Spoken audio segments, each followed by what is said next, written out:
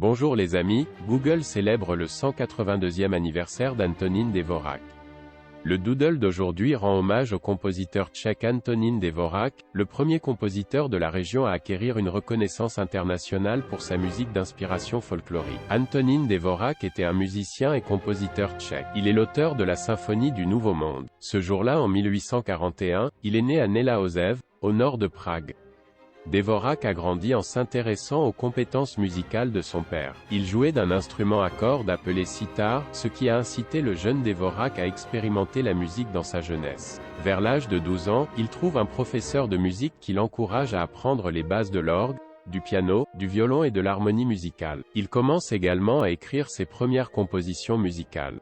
Voyant que la musique était son point fort, son professeur persuada ses parents de l'envoyer à l'école de musique et Dvořák partit pour l'école d'orgue de Prague en 1857. Il obtient son diplôme d'organiste et commence à travailler comme musicien. Il rejoint l'orchestre en tant qu'altiste et donne parallèlement des cours particuliers de piano. Il compose des opéras, des symphonies et de la musique de chambre et se fait connaître à Prague avec son hymne Les Héritiers de la Montagne Blanche, en 1873.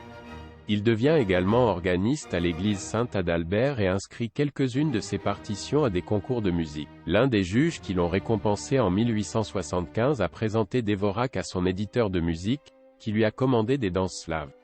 Cela a fait de Dvořák un nom bien connu dans toute l'Europe, et d'autres commandes lui ont été confiées, notamment la symphonie numéro 7 en ré mineur, l'œuvre orchestrale Sainte Ludmila et les duos moraves.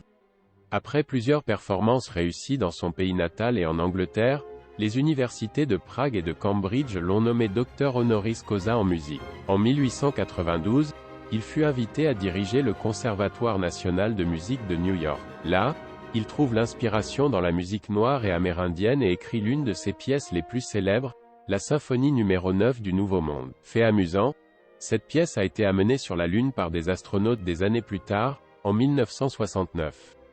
Et cette année marque le 130e anniversaire de la première de cette symphonie au Carnegie Hall. Le 8 septembre 2023, un Google Doodle lui est dédié à l'occasion du 182e anniversaire de sa naissance. Merci d'avoir regardé cette vidéo.